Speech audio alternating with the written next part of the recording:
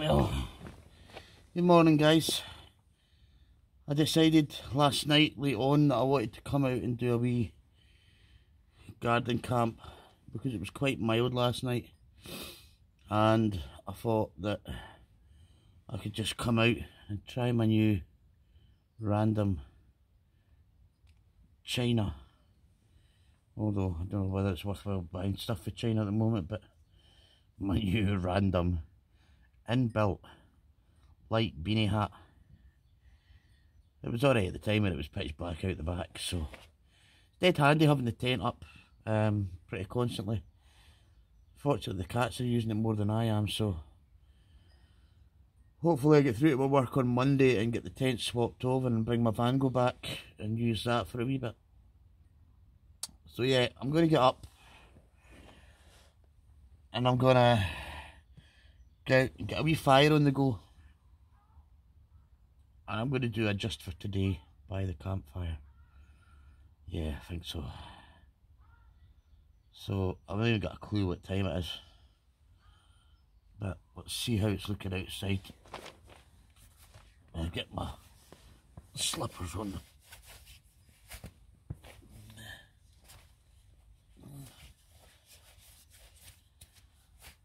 Right, let's have a wee look-see.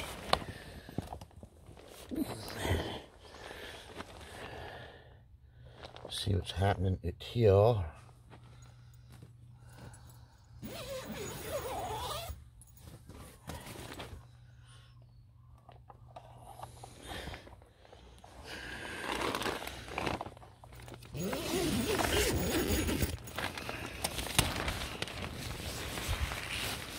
right, it's got to be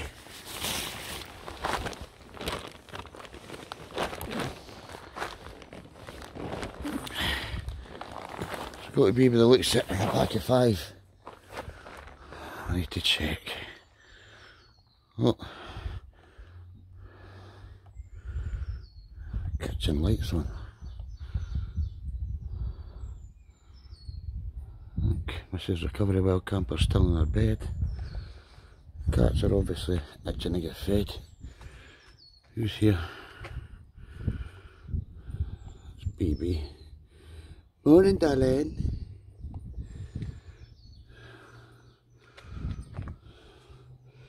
Is there another one there? Oh, aye. Oh, that's the wee foster cat we've got in there now. That's Adzo. Aptly named after Adzo the cat from Outlander. Right, what I'll do is I'll go and get a wee coffee on the go and then get a fire on the go.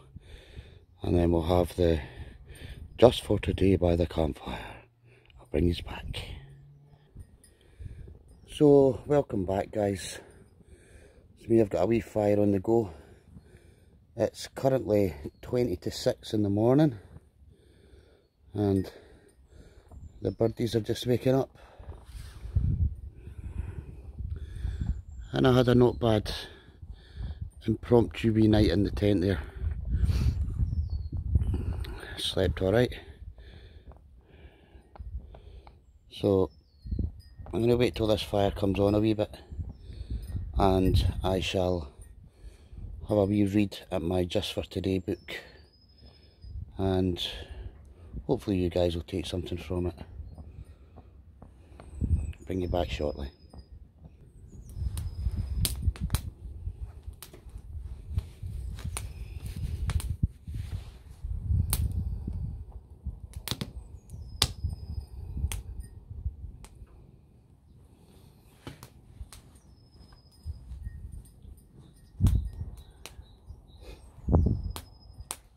So folks, do you like my new garden furniture? Found a spot on some of my visits during the week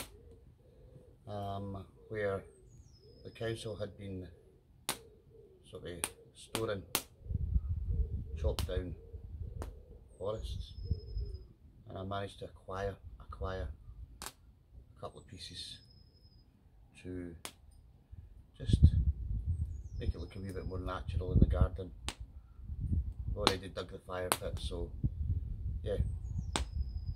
So I like. So guys, I'm going to have a wee read at my Just For Today book this morning and see what the day's got in store for us.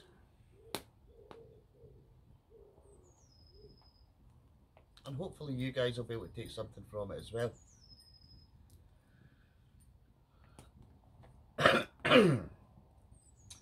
So we're on the 18th of April and we're reading Just For Today.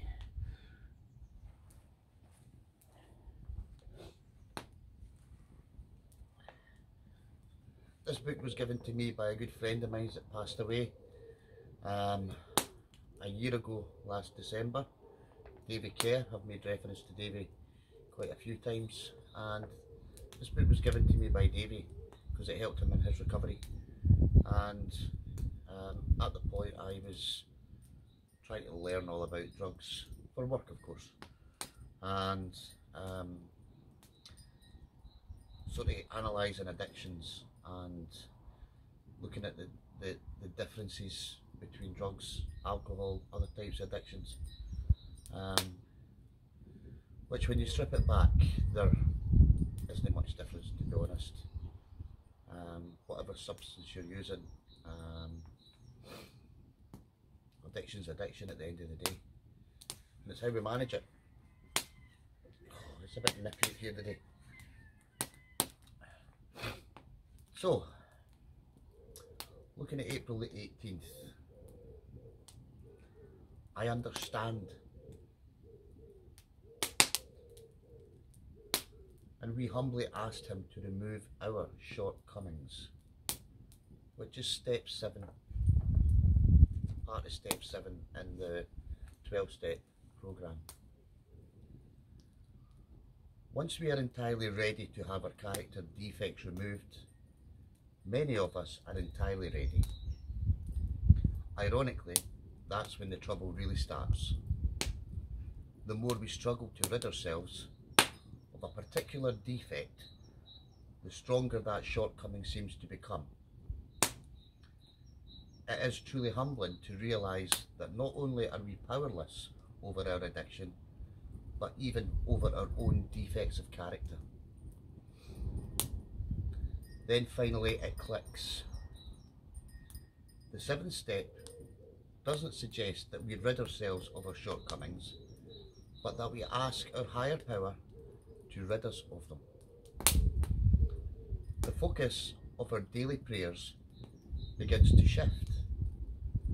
Admitting our inability to perfect ourselves, we plead with our higher power to do for us what we cannot do for ourselves. And then we wait.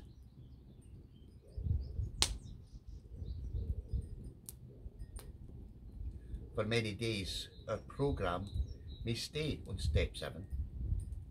We may experience no sudden, total relief from defects, but we often do experience a subtle shift in our perceptions of ourselves and of others. Through the eyes of the 7th step, we begin to see those around us in a less critical way.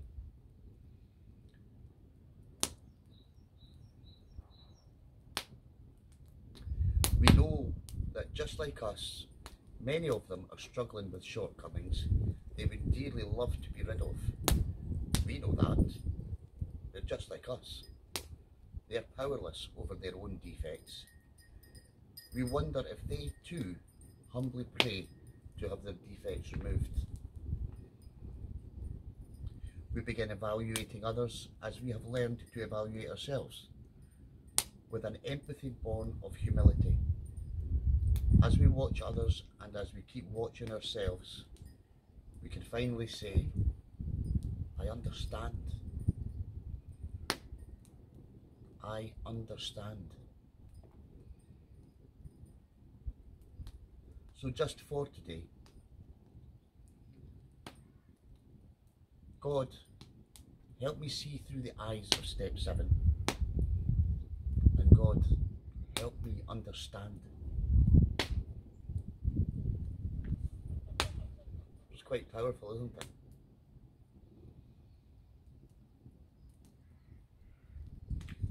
A lot of the times we do sort of evaluate other people without actually looking at ourselves. How many times have you been walking along the road and you see somebody stumbling out a pub and be like, look at that fanny.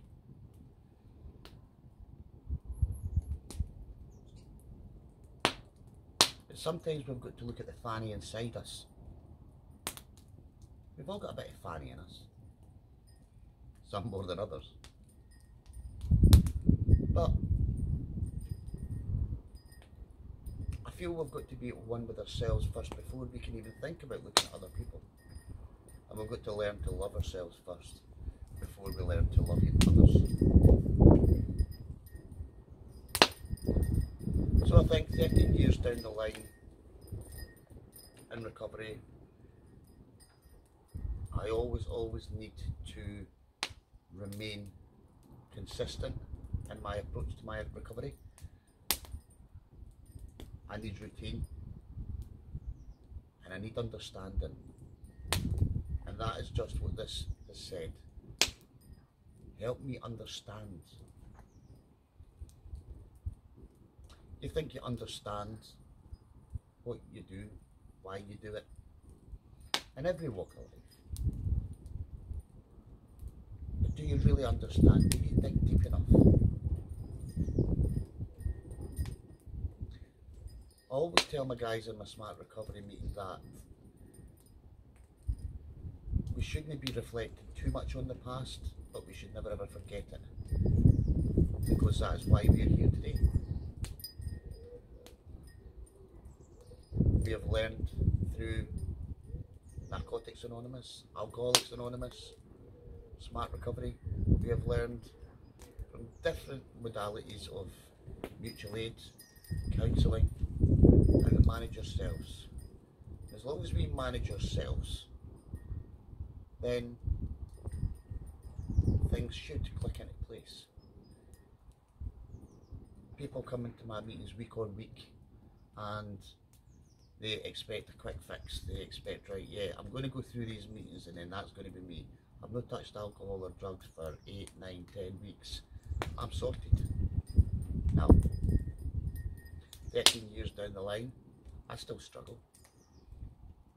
I struggle on warm days when I could be out in the garden with a bottle of wine. I struggle on winter nights when I'm cozied up by the fire and I could be having a bottle of wine. And I don't mean buckfast. It's always in here, always in the back of my mind. I need to remain vigilant. I remember where I was before my addiction. Remember when I was in addiction. And remember when I came out the other side. Not to focus too much on the past, but always be mindful of where your addiction took you. So yeah, I will leave you today, just for today, thinking, God, help me see through the eyes of step 7 and help me to understand. Thanks guys, stay safe, stay positive, stay healthy, look after you and yours, and I shall catch you on the next one.